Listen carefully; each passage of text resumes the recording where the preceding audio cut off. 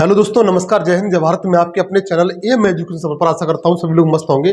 दोस्तों, UP triple S C पेट 2023 का first shift का एग्जाम हो चुका है। इस सेशन में मैंने जो जीएस के जितने भी क्वेश्चन थे उन सभी क्वेश्चनों को लिया है। वो ऐसे क्वेश्चन हैं जो मैं उनके बिल्कुल सटीक आंसर बताऊंगा, जो अधिकांश 99.99% आयोग की हों। तो आइए देखिए, पहला क्वेश्चन दिया हुआ है ऋग्वेद में विश्वामित्र नामक एक ऋषि और किन दो नदियों के बीच संवाद है। ऑप्शन दिए हुए सतलज नदी है आपकी,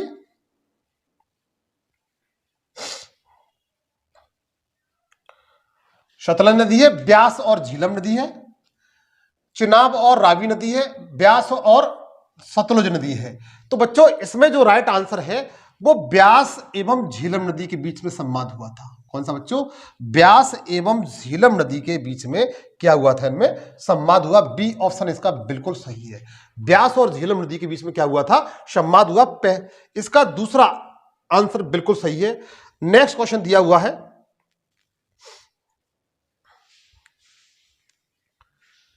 शिवाजी की मृत्यु के बाद मराठा राज्य में प्रभावी शक्ति चित्पावन ब्राह्मणों के एक परिवार के पास थी, जिन्होंने शिवाजी के उत्तराधिकारी को पेशवा के रूप में सेवा दी थी। कौन सा शहर मराठा साम्राज्य की राजधानी बना? ऑप्शन आपके सामने दिए हुए हैं। सतारा था, पुणे था, नासिक था या नागपुर था। बच्चों, इसका जो राइट आंसर है पुणे बिल्कुल सही है। जो लगा के आए हैं वो बिल्कुल सही आंसर लगा के आए। मतलब इसका राइट आंसर कौन सा है? पुणे है, जो मराठा साम्राज्य की राजधानी आगे जाकर के बना था। नेक्स्ट आपका दिया हुआ, नेक्स्ट क्वेश्चन दिया हुआ है कि महावीर स्वामी को जिन के नाम से जाना जाने लगा, जिनका क्या अर्थ होता है? इसका शाब्दिक अर्थ क्या होता है? तो बच्चों, इसका जो आप इसमें ऑप्शन दिए हुए हैं, विजेता, अहिंसक, भगवान और महान आत्मा। तो बच्चों, इसका जो राइट आंसर है वो विजेता है। क्या है? विजेता है। जिन्होंने लगाया है वो सही आंसर लगाया है। महावीर स्वामी को जिन कहा जाने लगा, जिसका अर्थ होता था विजेता। नेक्स्ट आपका दिया हुआ है,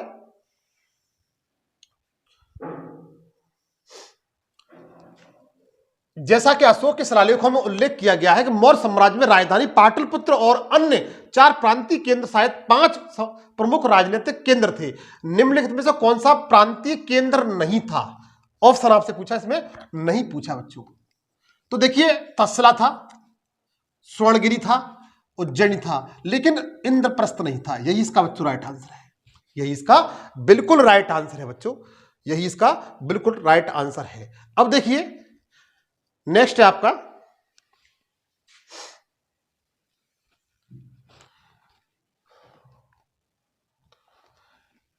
कि 1972 में की सूबेदारी समाई राजा जयसिंह को दी गई थी। वो कौन सा सूबा था? इसमें ऑप्शन दिया, आमेर, आगरा, लखनऊ और मालवा। बच्चों, इसका जो राइट आंसर है बिल्कुल आगरा सही है। आगरा बिल्कुल सही है। 1722 में जो सवाई राजा जयसिंह थे, उन्हें आगरा की सूबेदारी दी गई थी। इसका बिल्कुल राइट आंसर है। नेक्स्ट देखते हैं,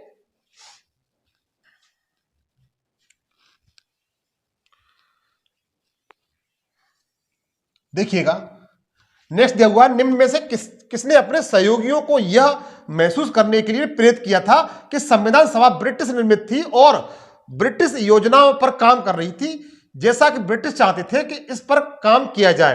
तो इसमें जो ऑप्शन दिए हुए, सरदार वल्लभ भाई पटेल, सोमनाथ लाहिड़ी, अब्दुल निषाद और सी राजगोपालाचारी। इसका बच्चों राइट आंसर है, बिल्कुल जो राइट आंसर है वो सोमनाथ लाहिड़ी है। कौन सा? सोमनाथ लाहिड़ी है। इसमें इसका आंसर कौन है बच्चों? सोमनाथ लाहिड़ी है। नेक्स्ट देखिए, नेक्स्ट क्वेश्चन दिया हुआ, चित्तरंजन दास और मोतीलाल नेहरू ने परिषद राजनीतिक में वापसी पर बहस करने के लिए कांग्रेस के भीतर निम्न में से किस राजनीतिक दल का गठन किया था? द इंडियन लीग का, द बॉम्बे प्रेसिडेंसी एसोसिएशन का, हिंदुस्तान सोशलिस्ट रिपब्लिक एसोसिएशन का और स्वराज पार्टी का। बच्चों, इसका जो राइट आंसर है वो स्वराज्य पार्टी है। कौन सा बच्चों? स्वराज्य पार्टी बिल्कुल राइट इसका आंसर है। जो लगा के आए वो सही लगा के आए। 27 में का स्वराज्य पार्टी बिल्कुल राइट आंसर है। नेक्स्ट देखिए बच्चों कि सिरु सिरो कुमुदनी लिली भारत के निम्नलिखित में से किस राज्य में पाई जाने वाली एकमात्र स्तनी कुमुदनी है? क्या है बच्चों? स्तनी कुमुदनी है। इसका जो इसमें ऑप्शन दिए हुए असम, त्रिपुरा, मणिपुर और पश्चिम बंगाल। बच्चों इसका बिल्कुल राइट आंसर है वो मणिपुर है। सी इसका बिल्कुल राइट आंसर है, मणिपुर इसका बिल्कुल राइट आंसर है। सुरही कुमुदनी लिली भारत के निम्न में से किस राज्य में पाए जाने वाला एकमात्र स्थानीय कुमुदनी है? तो बता सकते हैं मणिपुर का। बच्चों किसका? मणिपुर का इसका बिल्कुल राइट आंसर है। उसके बाद देखिए next, Incoming voice call from RK.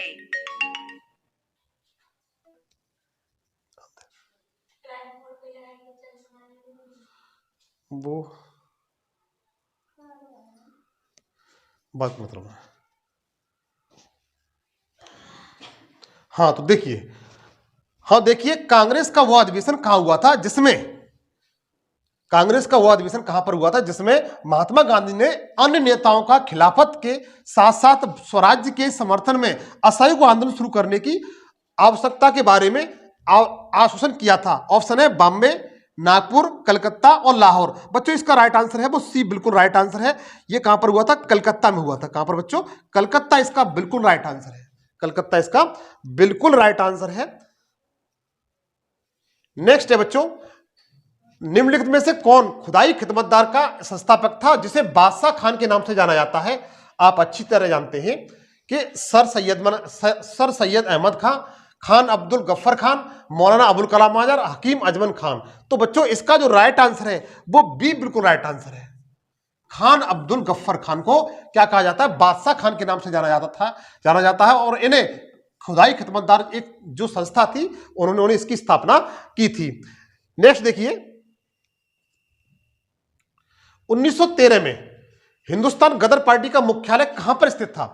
1913 में जो गदर पार्टी की स्थापना हुई थी उसका मुख्यालय कहां पर था? दिल्ली था, सैन फ्रांसिस्को में था, कलकत्ता में था और लाहौर में था। बच्चों इसका जो सटीक आंसर है बिल्कुल सैन फ्रांसिस्को, ये यूएसए में। कहां पर है? यूएसए में सैन फ्रांसिस्को में था। कहां पर था बच्चों?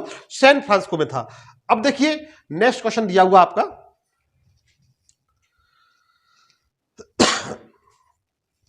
नेक्स्ट क्वेश्चन दिया हुआ है कि पुर्तगालियों द्वारा निर्मित बंदेल, ये चंदेल है बच्चों, बंदे नहीं है, चंदेल चर्च भारत के निम्नलिखित में से किस राज्य में स्थापित की गई थी? गोवा में, उड़ीसा में, पश्चिम बंगाल में और पांडिचेरी में। बच्चों इसका जो राइट आंसर है वो बिल्कुल सही है, पश्चिम बंगाल में। कहां पर? पश्चिम बंगाल में स्थापित की गई थी। कौन सी? चंदेल चर्च है जो अंग्रेजों द्वारा स्थापित की गई थी। इसका बिल्कुल सी राइट आंसर है पश्चिमी बंगाल। कौन सा राइट आंसर है?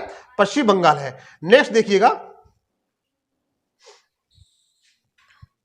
नेक्स्ट है बच्चों, उड़िया का पठार भारत के निम्नलिखित में से किस राज्य में है?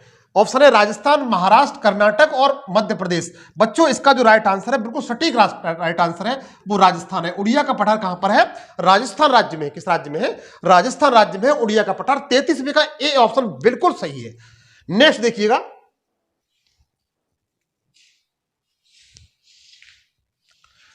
नेक्स्ट देखिए, शीत ऋतु की शुरुआत में तमिलनाडु के तटीय क्षेत्रों में वर्षा का क्या कारण है?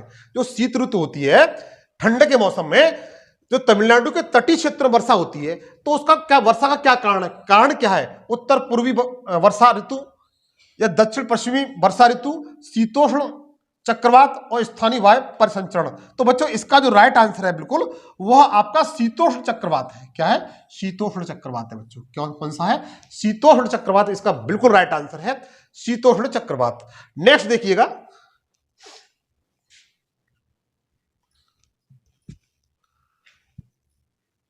राजस्थान के जालौन जिले में, राजस्थान के जालौन तो उत्तर प्रदेश में, जालौर किसमें? राजस्थान में। जिले में किस प्रकार की ग्रेनाइट पाई जाता है? किस प्रकार की ग्रेनाइट पाई जाता है? ऑप्शन दिए हुए राखी ग्रीन ग्रेनाइट, रोजी पिंक ग्रेनाइट, काला ग्रेनाइट और मेरी गोल्ड ग्रेनाइट। बच्चों इसका जो सटीक आंसर है बिल्कुल सही आंसर है वो रोजी पिंक ग्रेनाइट है। कौन सा? रोजी पिंक ग्रेनाइट जिन्होंने लगाया है बिल्कुल सही लगाया है। इसका बी ऑप्शन बिल्कुल सही है बच्चों, बी ऑप्शन इसका बिल्कुल सही है, बिल्कुल राइट है। नेक्स्ट देखिए, हाँ उस उच्च न्यायालय का नाम बताइए जिसका क्षेत्राधिकार अंडमान निकोबार द्वीप समूह के केंद्र शासित प्रदेश पर है। मतलब आपको उस उच्च न्यायालय का नाम बताना था जिसका उच्च न्यायालय कहां पर था, जो मतलब अंडमान निकोबार द्वीप समूह किस उच्च न्यायालय के अधीन आता है। इसमें क्वेश्चन ये दिया हुआ है, ये इसमें दिया हुआ है। आपके ऑप्शन आपके सामने है कि कलकत्ता उच्च न्यायालय, आंध्र प्रदेश उच्च न्यायालय, मद्रास उच्च न्यायालय, दिल्ली उच्च न्यायालय। तो बच्चों इसका जो सटीक राइट आंसर है वो आपका कलकत्ता उच्च न्यायालय। कौन सा बच्चों? कलकत्ता उच्च न्यायालय बिल्कुल सही है। आंध्र प्रदेश के तहत नहीं आता है, कलकत्ता उच्च न्यायालय के तहत ये आता है। उसके बाद देखिएगा 43 का ए है बच्चों। कौन सा है? ए है। नेक्स्ट देखिए, नेक्स्ट है बच्चों, पंचायती राज संस्थाओं के अस्तित्व के लिए भारत की संसद द्वारा 73वां और 74वां संविधान संशोधन किया था। 73 और 74 कॉन्स्टिट्यूशन अमेंडमेंट किया गया था। ये कब पारित हुआ था? अक्टूबर 1973 में, दिसंबर 1973 में, दिसंबर 1992 में, नवंबर 1952 में। बच्चों इसका जो राइट आंसर है वो सी सही है। दिसंबर 1992 में ये संशोधन किया गया था। कब किया गया था? दिसंबर 1992 में। नेक्स्ट आपका दिया हुआ है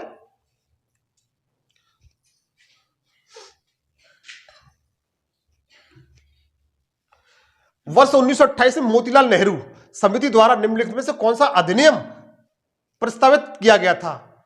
ऑप्शन है आपके इल्बर्ट बिल, बी है सिंधु भूमि उड्डयन विधेयक, सी है आपराधिक जनजाति अधिनियम और डी है अधिकारों का बिल। तो बच्चों इसका जो राइट आंसर है डी बिल्कुल सही है। जिन्होंने लगाया बिल्कुल सही लगाया, अधिकारों का बिल। इसका बिल्कुल राइट आंसर है। 1928 में जो मोतीलाल नेहरू थे उन्होंने एक समिति बनाई थी, उस पर उसने किस पर जोर दिया था? अधिकारों के बिल पर उसने जोर दिया था। अब देखिए इसी में देखिए 46वां क्वेश्चन है।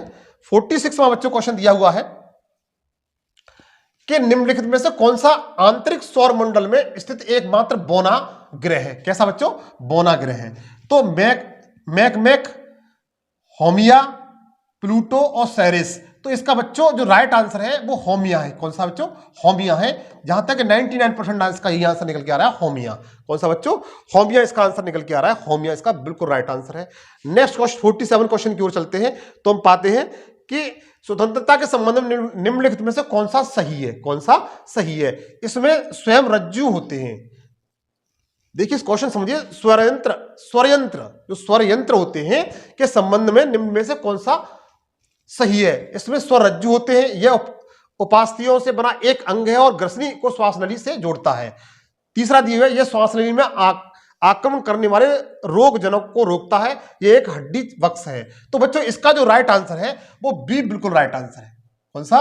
बी बिल्कुल राइट आंसर है। स्वरयंत्र किससे संबंधित है? यह उपस्थिति से बना एक अंग है और ग्रसनी को श्वास नली से जोड़ता है। इसका बी बिल्कुल राइट आंसर है। नेक्स्ट क्वेश्चन की ओर चले। 48वां क्वेश्चन है। 48वां क्वेश्चन बच्चों दिया हुआ है। हां तो देखिए, मिल्क ऑफ मैग्नीशिया किस प्रकार के कोलाइड है? मिल्क ऑफ मैग्नीशिया किस प्रकार का कोलाइड है? घन सोल है, इमल्स है, एरोसोल है और सोल है। तो बच्चों ये सोल प्रकार का है। कैसे प्रकार का? सोल है। इसका आंसर 48 का कौन सा है? डी है, sol. Milk of magnesia sol प्रकार का कोलाइड है। कैसा? सोल प्रकार का कोलाइड है। क्लियर हुआ? नेक्स्ट क्वेश्चन की ओर चले। निम्नलिखित में से कौन सा कार्बनिक यौगिक मानव शरीर में प्रोटोप्लाज्म को जमा करता है? ऑप्शन आपके सामने दिए हुए हैं, मैथेनाइक एसिड, प्रोपेनाइन, मैथिनान और इथिनान। तो इसका बच्चों जो राइट आंसर है वो ए बिल्कुल सही है, मैथेनाइन। कौन सा बच्चों? मैथेनाइन बिल्कुल इसका राइट आंसर है, बिल्कुल सटीक आंसर है बच्चों। नेक्स्ट क्वेश्चन की ओर चले। गन्ने के उचित एवं लाभकारी मूल्य जैसे एफआरपी को कौन मंजूरी देता है? ये क्वेश्चन वेरी वेरी इंपॉर्टेंट था और कई परीक्षा में पूछा गया। ये ऑप्शन है आपके विपणन और निरीक्षण निदेशालय, कृषि मंत्रालय। बी ऑप्शन दिया हुआ कृषि लागत मूल्य आयोग। सी है आर्थिक मामलों का कैबिनेट समिति। डी है राष्ट्रीय संकरा संस्थान कानपुर। तो बच्चों इसका जो राइट आंसर है वो सी बिल्कुल सही है, आर्थिक मामलों की कैबिनेट समिति। कौन सा बच्चों? आर्थिक मामलों की कैबिनेट समिति इसका बिल्कुल राइट आंसर है। कौन सा? आर्थिक मामलों का कैबिनेट समिति इसका बिल्कुल राइट आंसर है। और ये क्वेश्चन इंपोर्टेंट था, कई बार परीक्षा में पूछा गया था। नेक्स्ट क्वेश्चन, नेक्स्ट चलते हैं बच्चों। नेक्स्ट क्वेश्चन आपका दिया हुआ है जो आयोग ने पूछा है।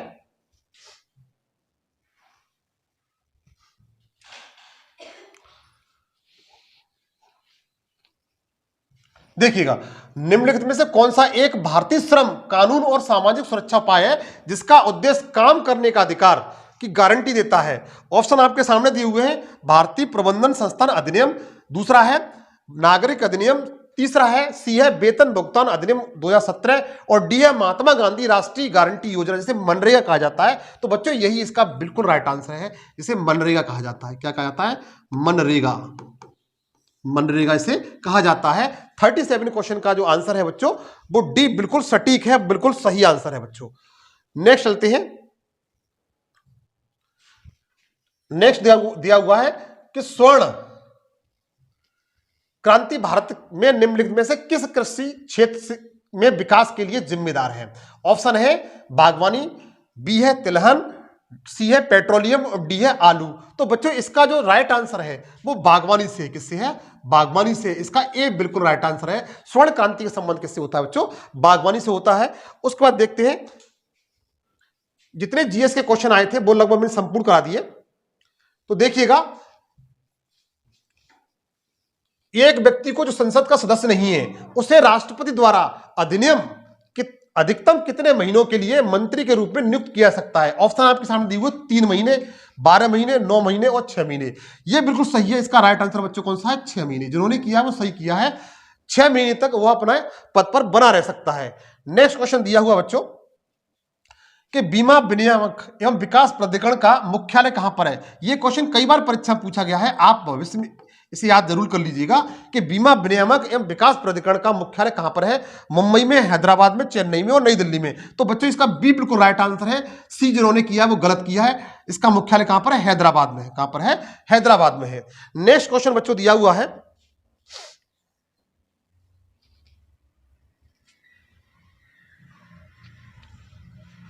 नेक्स्ट क्वेश्चन है बच्चों, निम्नलिखित में से कौन सा डिपॉजिटरी संस्थान का एक प्रकार नहीं है? निम्नलिखित में से कौन डिपॉजिटरी संस्था का एक प्रकार नहीं है? ऑप्शन है नाबार्ड। नाबार्ड एक बैंक होती है, वाणिज्यिक बैंक, क्रेडिट कोऑपरेटिव सोसाइटी और संघ, ऋण संघ, जिसे लोन एसोसिएशन भी कहते हैं। इसका बच्चों राइट आंसर है वो नाबार्ड ही है। और नाबार्ड की स्थापना कब की गई थी? 1982 में की गई थी। कब की गई थी?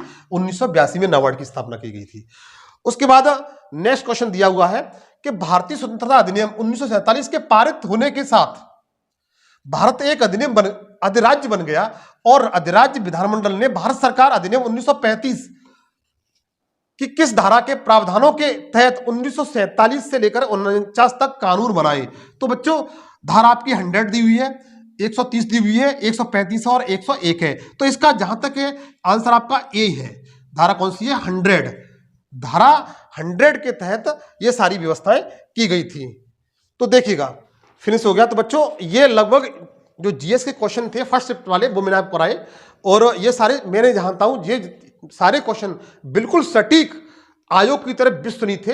अगर मेरा ये सेशन आपको अच्छा लगा हो तो दोस्तों के साथ प्लीज जल्दी शेयर करें और उनको भी ये ताकि वो भी इनका उत्तर जान सकें। आज के लिए इतना ही। नेक्स्ट सेशन में आपसे फिर मुलाकात होगी। इसका और वीडियो बनाऊंगा जो चारों शिफ्ट का एक वीडियो में मैराथन क्लास दे दूंगा जो आप चारों शिफ्ट का आप देख सकते हैं। थैंक यू, धन्यवाद, जय हिंद, जय भारत।